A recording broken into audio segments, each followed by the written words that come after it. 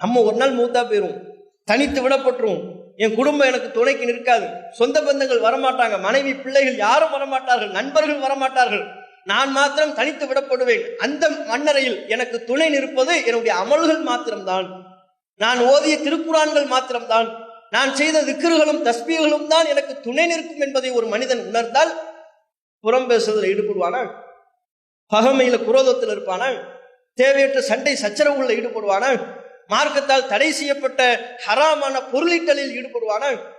ஏன்? அவைகளெல்லாம் நம்முடைய மண்ணறையை இருட்டாக்கக்கூடியவை.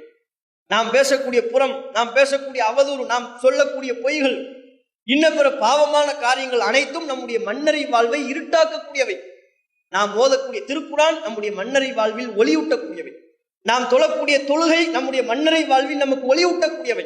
நாம் ஈடுபடக்கூடிய திக்ருகள் தஸ்பீகள், இறைவனை புகழ்ந்து சொல்லக்கூடிய ஒவ்வொரு வார்த்தையும் நம்முடைய மண்ணறை வாழ்வில் நமக்கு ஒளியூட்டக்கூடியவை. அப்ப எது வேணும்? எதை நாம் அதிகமாக திரட்டுவதற்கு பாடுபடணும்? இதையெல்லாம் மறந்து உலகத்தினுடைய மோகத்தின் பின்னால் செல்வது என்பது மிகுந்த கவலை அளிக்கக்கூடிய ஒரு அம்சம்.